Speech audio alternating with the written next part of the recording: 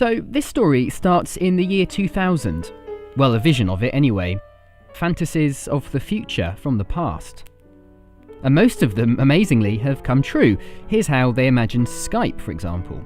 Except something's missing, can you see? It's the future, sure, but it's all kind of mechanical. It's all wood and brass and wires.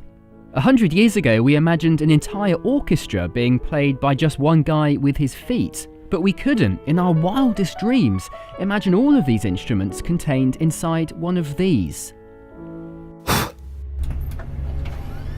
So at some point in the very recent past, we've made a huge mental leap into a world where paper is pixels and film never fades, where you can forge a Van Gogh with a click of just 2 buttons.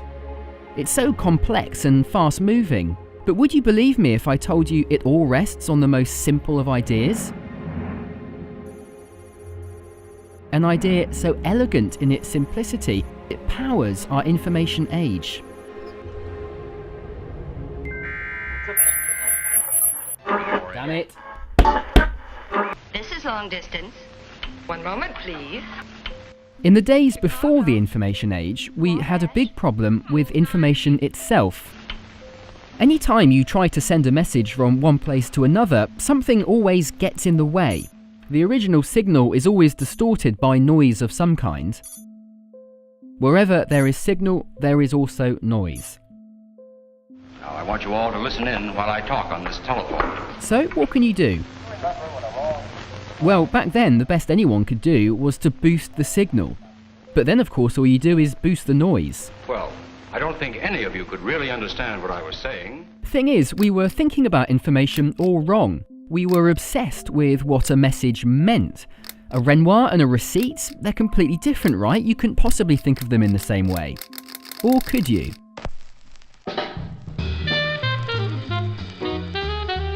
Like so many breakthroughs, the answer came from an unexpected place. A brilliant mathematician with a flair for blackjack.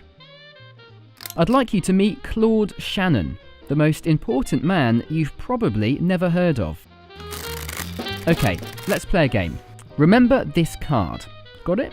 The great thing about mathematicians is all they really care about are numbers. And that's exactly how Claude Shannon saw this problem. He saw information as numbers. So, which card is yours? Well, who knows? But what you do know is that if you were to pick one of these cards at random, you have a 1 in 52 chance of the card being yours, right? For Claude Shannon, any message was just a card on a blackjack table, a probability, one of a whole series of other choices. Whether you were trying to send a love letter or a random string of letters, he didn't care. To him, they were all just probabilities. Now, that's an abstract idea, I know, so let's try and simplify it right down. That's what Shannon did. He said, if information was a probability, what is the most simple probability there is? What is the most simple answer to any question? It's heads or tails, right? Yes or no? On and off? 1 and 0?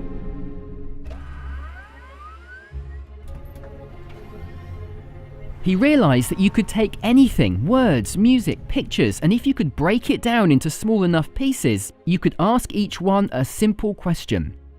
Yes or no? Shannon published his ideas in 1948, and at just the same time, in the same building actually, a group of engineers were finishing work on one of these. A tiny yes-no answering machine. If the answer's yes, the switch is on. If it's no, the switch is off. One transistor can answer one yes or no question. For example, is this square going to be black or white? The answer can only be a 1 or a 0, one binary digit, or one bit of information. Do that enough times, and you have yourself an image. Now, 2 transistors can answer 4 questions for each pixel, producing 4 possible colours. 3 transistors can answer 8 questions, creating 8 bits of information. 4 transistors can answer 16 questions, 5 transistors can answer 32 questions, and up it goes.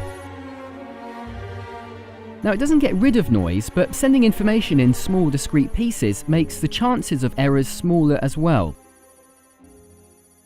No matter how complex the digital world is, Never forget that it's all built on this simple, solid foundation. That's how it works so well. And Claude Shannon answered a question that no one else was even asking, and in doing so changed the world forever. I can only think of one other person who's done that. But he was a private man and rarely gave interviews, unless it was about his passion for toys and games. In the cruelest of ironies, the man who gave us the information age lost the last years of his life to Alzheimer's. He died in 2001.